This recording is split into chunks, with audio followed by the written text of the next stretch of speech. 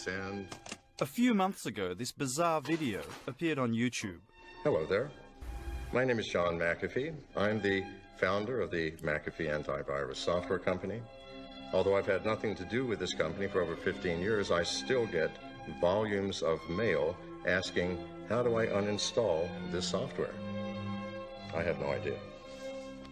He packs a lot of craziness into the 4-minute video and finishes by ridiculing the multi-billion-dollar antivirus software company which still bears his name. 15 years ago, I had some beautiful software and they took it over.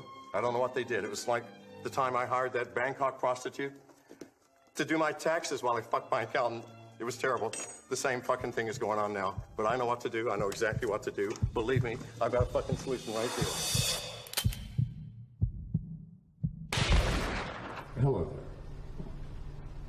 My name is John McAfee. In my last video, I didn't have... His second short video, being edited here today, is no less provocative. You can't tell that she was actually giving me head. Isn't there a shot where she's looking up over the desk? I did not actually know even. Why are you producing these short films? Why not? Because I'm 67 and bored. That's one reason. It's a lot of fun. I get to hang out with cute girls who are scantily clad. That's number 2. And number 3, I get to say something that the world will actually listen to that you can't edit. McAfee is a renowned prankster, and I know he particularly enjoys tricking journalists. So I'm on high alert from the outset. Let's go all the way back. I mean, my first trip to the Amazon, when I went to Ecuador and went down the river and first tasted human flesh, the attraction for human flesh was like so profound that, you know, when I came back to the States and they accused me of eating small children, I wasn't sure that I had actually done it or not. Right, you realize I can't be using any of it. You realize that none of that actually happened somehow. But you were clever to catch on to it that fast. In the second video, in his own sneaky way, he addresses the accusations being leveled against him.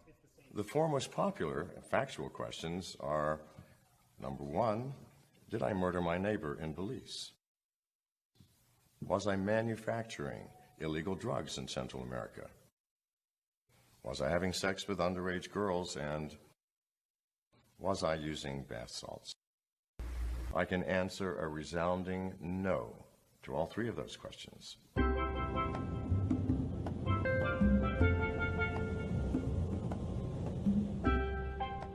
In 2008, taking a Caribbean sea change, McAfee bought this beach home on the tourist enclave of Ambergris Cay in Belize. His behavior there wasn't what the locals were used to. Armed guards, aggressive dogs, and a steady stream of teenage girls sharing his bed.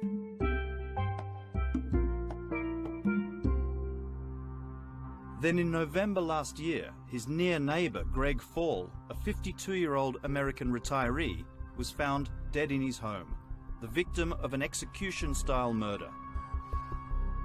McAfee instantly became a suspect. I am not charged with anything. There is not a shred of evidence. The police themselves says we have no evidence against Mr. McAfee. There is nothing.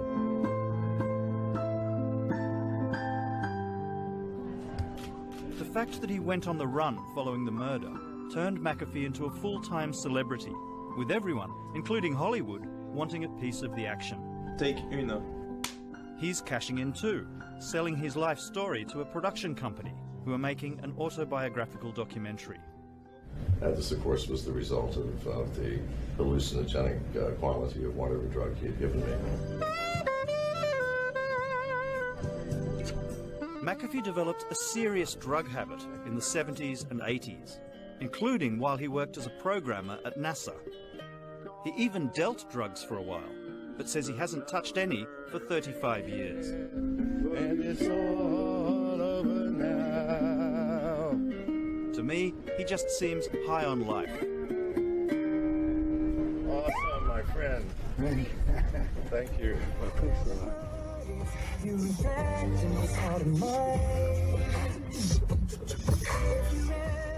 He was already rich by the time he sold his company in the early 90s for $100 million. Who knows how much money he has now? although these days his life is considerably downsized. He lives in a small rental apartment with only one girlfriend and 2 dogs. Now, I suppose some people watching this are going to be a little confused. They'd expect you to live in some sort of marble mansion or something. Well, I live in the safest place. Right now, you notice we're right on the corner on the top of the building. There's no one who can get anywhere close that I cannot see. Of who am I most worried about? I don't have a clue. I do know that the world knows or thinks that I have money, and lots of it. They perceive me as an old, weak man and an easy target.